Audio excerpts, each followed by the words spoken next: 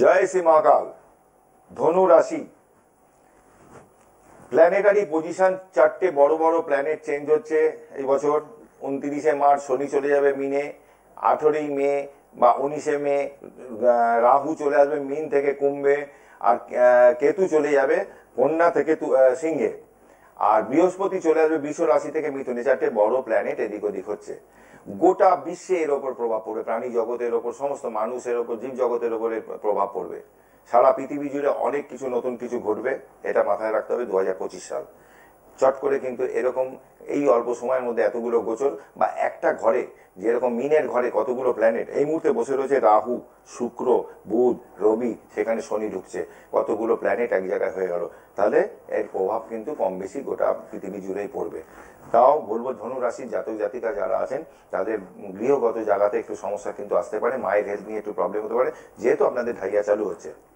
যার জন্মকুণ্ডলিতে শনি ভালো পজিশনে আছে তাকে অতটা হয়তো দেবে না, যাদের খারাপ আছে তাদের কিন্তু একটু সমস্যা দেবে, মায়ের হেলথ নিয়ে প্রবলেম, বাড়িতে কিন্তু একটু সমস্যা দিতে পারে। হ্যাঁ, বৃহস্পতি আপনাদের ধনুর সাপেক্ষে এখন বসে আছে ষষ্ঠভাবে, 6 থেকে 10-এ দৃষ্টি দিচ্ছে, 10th হাউসে দৃষ্টি দিচ্ছে। 15ই মে অবধি টাইম আছে, নতুন করে চাকরির যোগ আছে বা চাকরিতে ট্রান্সফারের যোগ আছে। এই বৃহস্পতি কিন্তু আবার 15ই মে ঢুকে যাবে মিথুন রাশির ঘরে যখন ধনুর, তাহলে কিন্তু বিবাহ যোগ নতুন করে সৃষ্টি হবে, বা নতুন ব্যবসা শুরু করতে চাইলে করতে পারেন। একদম আপনাদের যা কানেকশন আসছে এপ্রিল মাসে, আমি বলবো যে এটা ওভারঅল খুব খারাপ হবে না, ভালো মন্দ মিশিয়ে হবে, ভালোটাই বেশি হবে। এত ভয় পাওয়ার কিছু নেই। বিভিন্ন চ্যানেলে বিভিন্ন লোক ভয় দেখাচ্ছে, এই হয়ে যাবে সেই হয়ে যাবে, এত ভয় পাওয়ার কিছু নেই। ঈশ্বরে একটু বিশ্বাস রাখতে হবে। মা তারার পুজোটা নিয়মিত করুন। ওম ক্রিং কালিকা ওই নম, দক্ষিণা কালীর পুজো করুন। ওম ক্রিং শ্রীমৎ দক্ষিণা কালিকা ওই নম।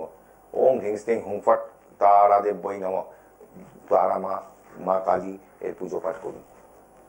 আর সাথে হনুমানজি আছে, আপনাদের বিপদে আপদে যা হনুমানজিকে ডাকবেন পরিত্রাণ পেয়ে যাবেন।